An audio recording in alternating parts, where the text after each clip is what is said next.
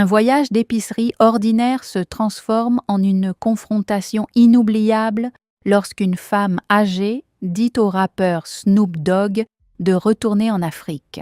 Ce qu'il dit ensuite n'est pas seulement une chute de micro, c'est un tremblement de terre culturel. Ne manquez pas ça. Aimez, abonnez-vous et commentez pour plus d'histoires qui secouent le monde. L'épicerie était animée par le bourdonnement des courses quotidiennes. Les acheteurs poussaient leurs chariots dans les allées, certains perdus dans leurs pensées, d'autres discutant tranquillement. C'était un après-midi ensoleillé à Compton, en Californie, un endroit où Snoop Dogg avait grandi. Mais aujourd'hui, le flux habituel de la routine se briserait de la manière la plus inattendue. Près du rayon fruits et légumes, une femme âgée nommée Madame Thompson, probablement dans la fin de la soixantaine, se tenait debout en train d'ajuster ses lunettes. Elle avait un air d'impatience, marmonnant dans sa barbe alors qu'elle attrapait un sac de pommes. Son cardigan délavé et ses cheveux argentés soigneusement épinglés lui donnaient un air sans prétention. Mais ce qui a suivi était tout sauf banal. Snoop Dogg, vêtu de son style décontracté emblématique avec un sweat à capuche bleu Compton et un jean, s'est approché du même stand en attrapant un sac d'oranges à proximité. Il était calme, poli et semblait se fondre sans effort dans le flux du magasin. Snoop envoyait des textos sur son téléphone tout en équilibrant un panier de courses quand c'est arrivé. Madame Thompson s'est retournée brusquement, remarquant la présence de Snoop, et son expression a changé. Ce n'était pas subtil. Ses yeux se sont rétrécis et ses lèvres se sont pincées fermement. « Vous n'avez pas votre place ici », a-t-elle dit assez fort pour que les autres à proximité l'entendent. Snoop gela, ses doigts planant au-dessus de son téléphone. Quand il a levé les yeux, elle a continué, son ton tranchant et acéré. « Pourquoi ne retournes-tu pas en Afrique d'où tu viens ?» L'air a semblé s'épaissir. Quelques acheteurs à proximité se sont arrêtés net. Certains ont échangé des regards inconfortables tandis que les autres faisaient semblant de ne pas entendre. Le rythme du magasin s'arrêta, remplacé par un silence gênant qui dura beaucoup trop longtemps. La réaction initiale de Snoop fut le choc. Son front se fronça, et pendant un moment, il sembla qu'il allait dire quelque chose immédiatement, mais il ne le fit pas. À la place, il prit une lente inspiration, son visage indéchiffrable, comme s'il pesait toutes les réponses possibles. Madame Thompson, serrant toujours ses pommes, resta sur ses positions, sans excuse et ferme. La tension était palpable, et tout le monde à portée d'oreille pouvait la sentir. Une jeune mère nommée Elena dirigea rapidement son enfant loin, tandis qu'un homme plus âgé près des pommes de terre, M. Ramirez, regardait nerveusement Snoop, attendant de voir ce qu'il allait faire. Le silence qui suivit était plus lourd que tous les mots, préparant le terrain pour ce qui allait suivre. Pendant un moment, Snoop resta complètement immobile, sa main agrippant la poignée de son panier d'épicerie. Le monde autour de lui semblait rétrécir. Chaque bruit dans le magasin était étouffé, chaque visage tourné dans sa direction. Le poids des mots de Madame Thompson flottait dans l'air comme une mauvaise odeur dont personne ne pouvait s'échapper. Madame Thompson ne recula pas. Elle était provocante, comme si elle ne s'attendait à aucune discussion. Elle ajusta son cardigan avec un souffle, son menton se levant d'une manière qui le défiait de répondre. Un jeune employé empilant des bananes à quelques mètres de là, Marcus, se figea au milieu du mouvement, ne sachant pas s'il devait intervenir ou rester en dehors. La caissière nommée Lisa tendit le cou pour avoir une meilleure vue.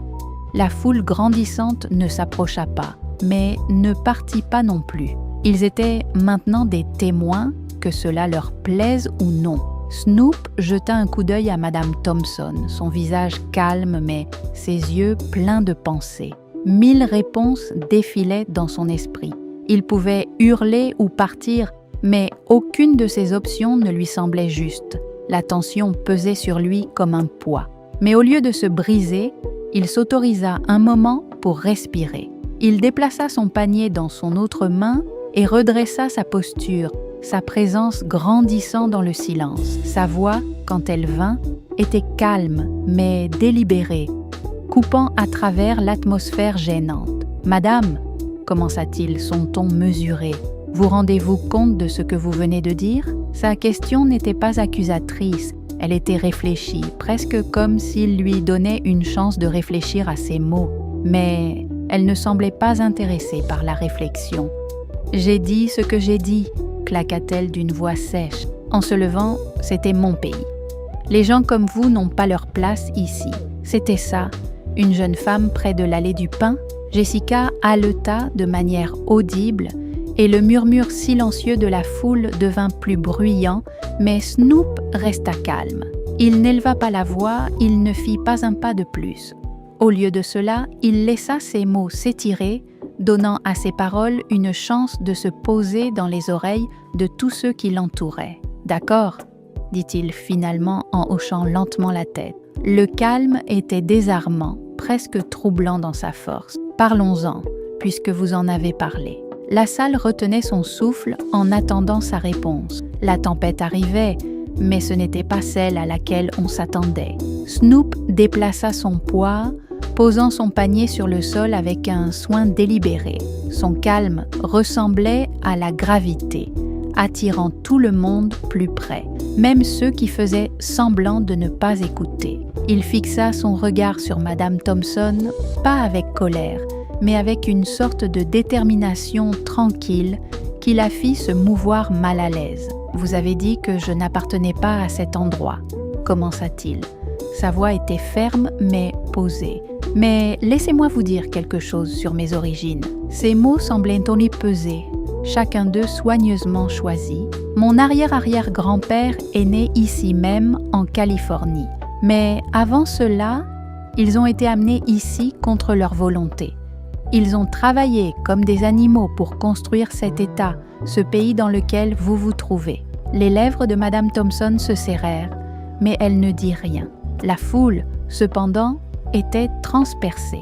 Un homme près du rayon des produits laitiers, qui avait jeté un œil à son téléphone, le posa complètement. Un couple plus âgé, les Wilson, chuchotaient entre eux, mais n'ont pas détourné le regard. « Mon grand-père », continua Snoop, sa voix gagnant en force, a combattu en Corée. Il s'est battu pour un pays qui l'a envoyé à la guerre, mais qui ne lui a pas donné les mêmes droits à son retour. Il ne pouvait pas s'asseoir au même endroit au comptoir, ne pouvait pas boire aux mêmes fontaines, mais il est resté. Vous savez pourquoi? Parce qu'il croyait en la promesse de ce pays, même quand ce pays ne croyait pas en lui. Un silence tomba sur la pièce. Même le bourdonnement des réfrigérateurs semblait plus calme maintenant. « Et mes parents ?» continua-t-il, son ton s'adoucissant mais ne perdant rien de son intensité. Ils se sont battus aussi. Pas avec des armes ou des poings, mais en étant qui ils sont. Ils m'ont élevé à respecter tout le monde, peu importe à quoi ils ressemblent. Ma mère est enseignante. Elle a passé toute sa vie à éduquer les enfants sur l'amour et l'égalité. Mon père est un leader communautaire, le genre d'homme qui s'arrêterait sur le bord de la route pour aider quelqu'un comme vous si votre voiture tombait en panne. Il laissa les mots reposer avant de continuer, ses yeux toujours fixés sur les siens. Vous me dites que je n'appartiens pas à cet endroit, que je devrais retourner en Afrique? Il secoua légèrement la tête, sa voix portant maintenant un soupçon de tristesse. « Madame, je fais autant partie de ce pays que vous. Peut-être même plus, car ma famille a payé le prix pour cela, dans le sang, la sueur et les larmes. » Le visage de Madame Thompson rougit. Ses mains tremblaient légèrement alors qu'elle serrait sa pomme. Elle ouvrit la bouche comme pour répondre, mais s'arrêta. Ses mots restèrent coincés dans sa gorge. Snoop fit un pas en arrière, son sang-froid inébranlable. « J'aurais pu m'éloigner, » dit-il en s'adressant à toute la foule maintenant. « Mais à quoi bon? L'ignorance ne s'améliore pas en silence. C'est à nous tous d'être meilleurs que cela, d'être meilleurs que des mots comme ceux-là. » Le poids de ses paroles persistait, Mais l'histoire n'était pas encore terminée. La réaction de la foule parlerait plus fort que tout le reste. Le silence après les mots de Snoop était presque assourdissant. Pendant un moment, personne ne bougea. Le visage de Madame Thompson était une œuvre d'émotion. Colère, embarras et quelque chose de plus profond qui ressemblait presque à de la honte. Elle jeta un coup d'œil autour de la foule comme si elle cherchait un allié, mais aucun ne vint. Un homme d'âge moyen avec une casquette de baseball, Derek, s'avança. « Il a raison », dit Derek, sa voix brisant le silence. « Nous devons être meilleurs que ça. » Ces mots semblèrent rompre un charme. Une femme plus âgée près du rayon des surgelés, Madame Garcia, hocha la tête. « Mon père a combattu dans cette même guerre, » dit-elle doucement, sa voix tremblant. Il disait toujours que la seule couleur qui comptait était le rouge sur le drapeau. Les murmures commencèrent à grandir. Une jeune caissière, pas plus âgée que 20 ans, nommée Ava, appela de son poste. « Je n'ai jamais vu personne gérer quelque chose comme ça avec autant de grâce. Merci. » Madame Thompson, maintenant visiblement énervée, serrait fermement son chariot. Elle ne s'excusait pas, mais le feu dans ses yeux avait atténué sa voix. Quand elle est finalement arrivée, elle était plus calme, presque suppliante. « Je ne voulais pas dire ça, mais elle s'est arrêtée. » Snoop se retourna vers elle, son expression plus douce maintenant. « Ce n'est pas à propos de ce que tu voulais dire, » dit-il doucement. « C'est à propos de la façon dont cela s'est passé. Les mots comptent, les actions comptent encore plus. » Un homme au comptoir de charcuterie, James, a applaudi lentement, brisant la tension.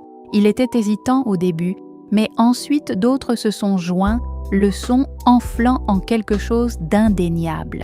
Les gens ont applaudi, non seulement pour les mots de Snoop, mais pour son courage. Il avait fallu affronter la haine avec dignité. Madame Thompson a regardé autour d'elle une dernière fois, son visage pâle, avant de faire rouler tranquillement son chariot vers la sortie. Alors qu'elle s'éloignait, quelques personnes se sont déplacées pour réconforter Snoop. Une femme, Tanya, a posé une main sur son épaule et a dit « Merci pour avoir dit ce qui devait être dit ». Snoop sourit faiblement en reprenant son panier dans sa main. Parfois, il se disait presque à lui-même « Ce n'est pas une question de gagner ou de perdre, c'est de s'assurer que les gens entendent la vérité. » La foule s'est lentement dispersée, la tension dans l'air a été remplacée par un sentiment de réflexion. Certains semblaient inspirés, d'autres pensifs, mais tout le monde semblait avoir changé d'une certaine manière. Le moment était passé, mais l'impact des mots de Snoop était loin d'être terminé. Ce qui s'est passé ensuite laisserait une impression durable. Alors que la foule retournait à sa routine, l'atmosphère dans l'épicerie était différente, plus calme, plus réfléchie. Snoop avait terminé ses courses, ses pas étaient mesurés, comme s'il traitait tout ce qui venait de se passer. Le poids du moment ne l'avait pas ébranlé, mais il l'avait laissé pensif. Au moment de la vérification, la jeune caissière, Ava, qui avait parlé plus tôt, a scanné ses articles avec un sourire timide. « Ce que tu as dit là-bas », elle hésita puis continua. « Ça voulait dire beaucoup.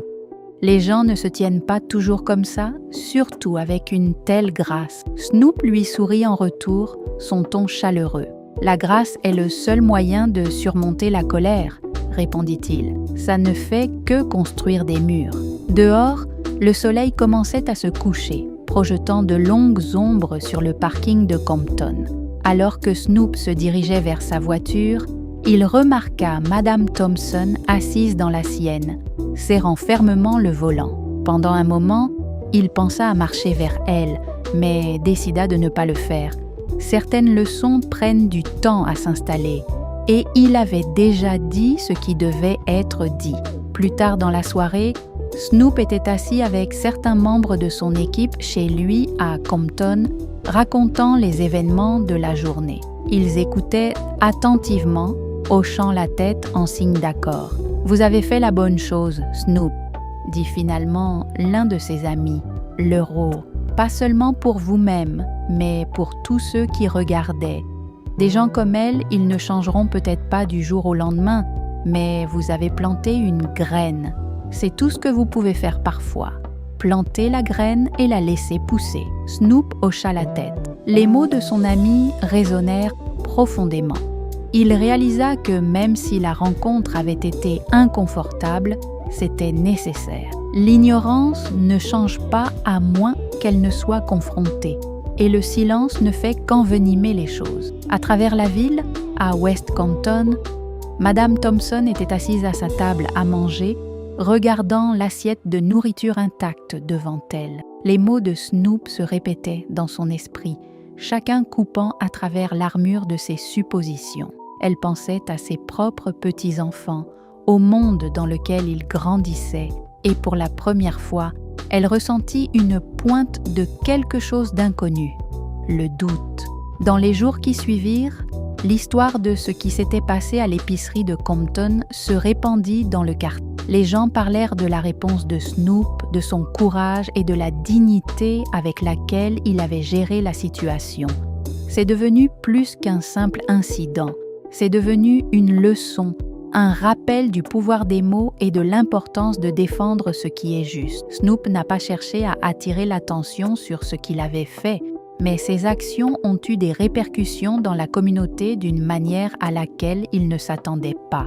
Des étrangers se sont approchés de lui avec gratitude, partageant leurs propres histoires de préjugés et de résilience. Sa position silencieuse avait déclenché des conversations qui avaient longtemps été évitées. Madame Thompson a également commencé à changer. Ce n'était pas immédiat, mais elle a commencé à remettre en question les croyances qu'elle avait eues pendant si longtemps. Je ne sais pas si elle reverrait un jour Snoop, mais si c'était le cas, elle espérait avoir le courage de s'excuser. Des moments comme ceux-ci nous rappellent le pouvoir de la gentillesse, de la force et de la vérité face à l'ignorance. Ils nous apprennent que se lever ne suffit pas. Cela ne signifie pas toujours crier. Cela peut signifier parler calmement, avec conviction, et laisser la vérité faire le reste. Pour tous ceux qui regardent, que cela vous rappelle que vos paroles et vos actions comptent. Elles peuvent blesser ou guérir. Elles peuvent diviser ou unir. Si cette histoire vous a ému, laissez-la vous inspirer à être meilleur, à vous lever et à parler pour promouvoir la justice et la compréhension. Toutes les histoires partagées sur cette chaîne sont entièrement fictives et créées à des fins de divertissement. Nous plaidons pour un monde où chacun a des droits égaux devant la loi et où la société continue de croître en matière d'équité, de développement et de civilisation. Notre objectif est de partager des histoires réconfortantes qui contribuent à améliorer la vie. Toute ressemblance avec des événements réels, des individus ou des organisations est purement fortuite et involontaire. Ces histoires ne sont pas destinées à faire référence à des personnes, des événements ou des entités réelles et ne contiennent aucune connotation politique ou religieuse.